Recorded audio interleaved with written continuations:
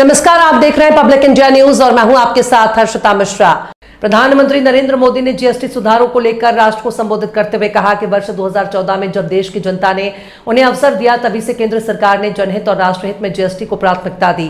प्रधानमंत्री ने कहा कि इस सुधार को लागू करने से पहले हर हितधारक से बातचीत की गई, प्रत्येक राज्य की शंकाओं का समाधान निकाला गया और हर सवाल का जवाब ढूंढा गया। उन्होंने बताया कि केंद्र और राज्य सरकारों के संयुक्त प्रयासों से ही ऐतिहासिक कर सुधार संभव हो पाया। जीएसटी लागू होने से देश दर्जनों करों के जाल से मुक्त हुआ और पूरे भारत में एक समान कर प्रणाली स्थापित की गई। प्रधानमंत्री मोदी ने कहा कि वर्षों से देश जिस सपने को संजोए हुए था, वो वन नेशन वन टैक्स के रूप में साकार हुआ है। मोदी ने जोर देकर कहा कि वो केवल कर प्रणाली में बदलाव नहीं है, बल्कि यह आर्थिक एकीकरण और राष्ट्र की प्रगति की दिशा में एक महत्वपूर्ण कदम है, जिसने भारत की अर्थव्यवस्था को नई दिशा दी है।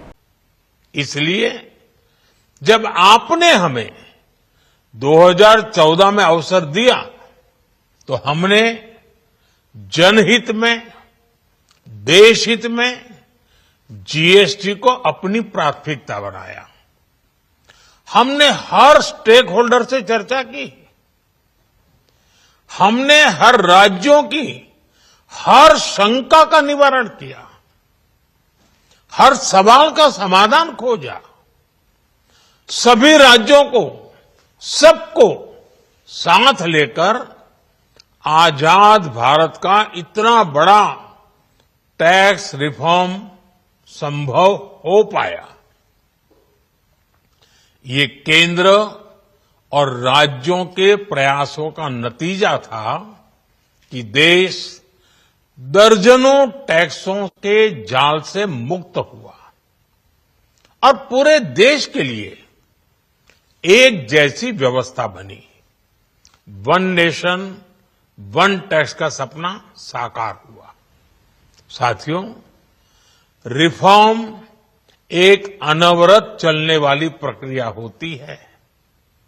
जब समय बदलता है, देश की जरूरत बदलती है, तो नेक्स्ट जनरेशन रिफॉर्म भी उतने ही आवश्यक होते हैं।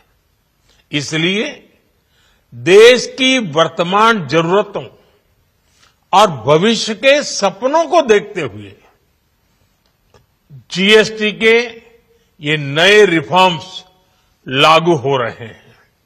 नए स्वरूप में मुख्य रूप से अब सिर्फ 5% और 18% के ही टैक्स स्लैब रहेंगे। इसका मतलब है रोजमर्रा के इस्तेमाल की ज्यादातर चीजें और सस्ती हो जाएगी।